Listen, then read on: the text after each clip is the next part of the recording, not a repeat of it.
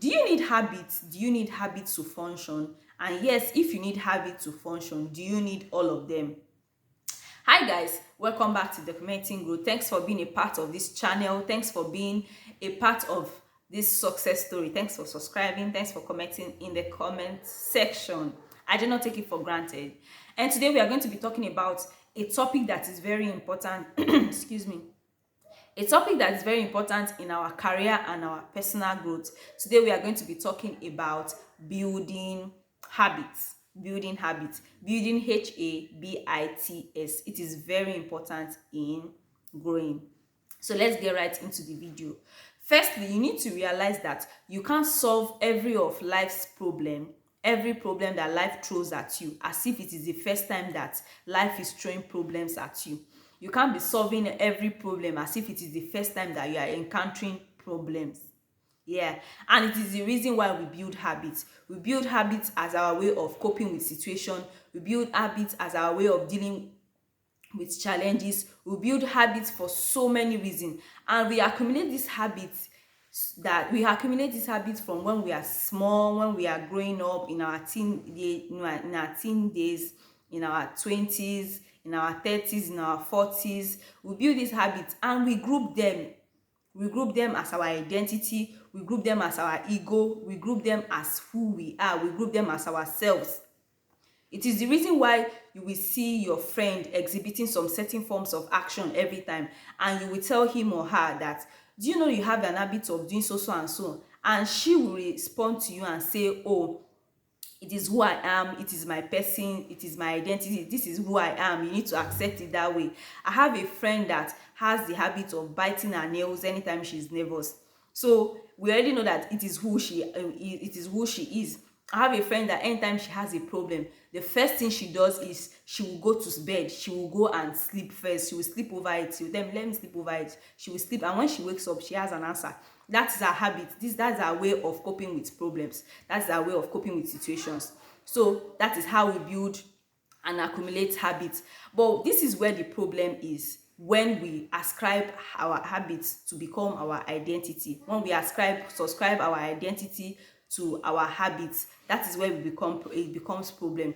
So we need, as humans that wants to grow, we need to be able to dissect our habits. We need to be able to take our habits apart and ask ourselves this and talk to ourselves and say, oh, I picked up this habit when I was growing up. I picked up this habit of biting my nails. Is this still self-serving? Is this still serving me? Is this still making me, am I healthy with this habit? Is this still helping me grow? Is this still helping me achieve my goals? Is this still helping me accomplish whatever I set my mind to do? Is this habit still needed? If you don't need these habits, you need to throw them away. That is the reason why you need to reevaluate all the habits that you have right now. If those habits are not helping you as a person, if it's not helping your career, you need to let them go. You need to stop subscribing those habits to become your person or your identity. Your habits are not who you are. Do you understand now? I hope you're getting me. I hope you're flowing. And I wrote here that creating identities and labels lock you and keeps you from seeing the truth, which is very, very, very common. When you create habits, when you create identities and you find yourself that you lock yourself with those habits and you become self-absorbed, that you'll not be able to see the truth. I have a friend that time that she loves attention, and sometimes there will be nothing wrong with her. There is absolutely nothing wrong with her. She will just decide to be on her own. She will just go moody. She goes from 100 to 0. She goes moody, and everybody is running helter skelter. Everybody is asking her, what is wrong with you? Are you okay? Is something wrong with you? What do you need? Anything? Did somebody offend you? And you keep on questioning yourself if there is something wrong with you because of her mood. But that was just her way of seeking attention. But she became so self-absorbed with it that she failed to realize that it was no longer working for her. She got that habit. I got to realize that she got that habit of going moody when she was a kid. She got that habit growing up because anytime she needed attention from her parents, she would just go moody. And of course, she would get that attention from her parents. But she continued to grow with that habit, that it became a part of who she is. It became a part of her ego. It became her identity, that she started exhibiting it all around. Everywhere she is, she's exhibiting that habit, and it got to a point that people started getting irritated with that habit, that nobody pays her any attention again. Even when she's really experiencing pain, or she's really sad, or something is bothering her, people just say, oh, that's how she behaves, that's her identity, that's who she is, she just wants attention. So she does not realize that she was not realizing that that habit needed to go. It was no longer self-serving, it was no longer sufficient again for in her life. It was no longer helping her health, it was not helping her mental issue. It was not helping her mental health, it was not helping her grow as a person. So that is where the problem with habits lies in for myself. And I realized that it is reason why people that subscribe with this zodiac sign, I'm not saying that zodiac signs are bad, I'm not saying you should not subscribe to that, but it is the reason why you will see someone, she say, oh, it is how Leo people behave, it is how people with cancer, it is how the people with zodiac sign Cancer behave. We don't take nonsense, we don't do this. So you attribute some bad habits because you are subscribing to some certain forms of identity. And you also realize that sometimes even this identity, you are not even thinking it through. Those identities that you are subscribing to, you are not even part of, you do not totally exhibit that thought process. For example, let me use this example to make it clearer. We have some people that say, oh, I'm a feminist, I am from that school of thought, I'm a feminist or nothing.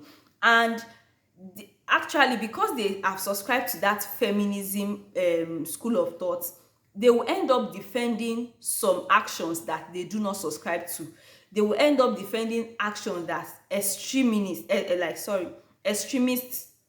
feminists, they will end up defending those actions. They will end up defending actions that they themselves are not even thinking about, which is the reason why I try as much as possible to not give myself any identity per se, so that I will be able to grow. I don't want to tie myself with any form of identity. There's space for growth, so there is no room for me to tie myself down with any identity.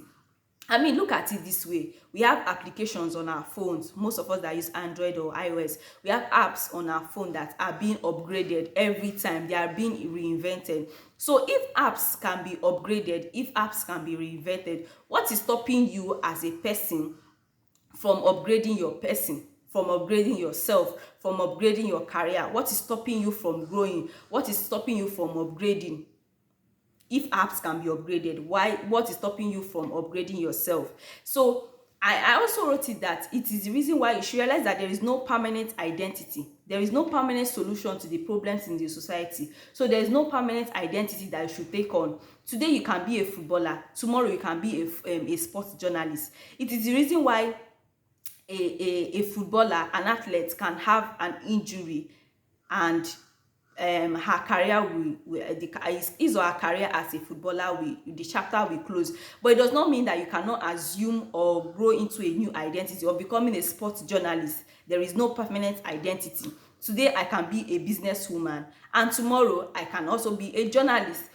So there's no certain form of identity that is permanent to you. It is, and I wrote it here. Let me read what I wrote here. Sorry, let me read it. I said, a footballer can get injured badly and might not be able to play football again.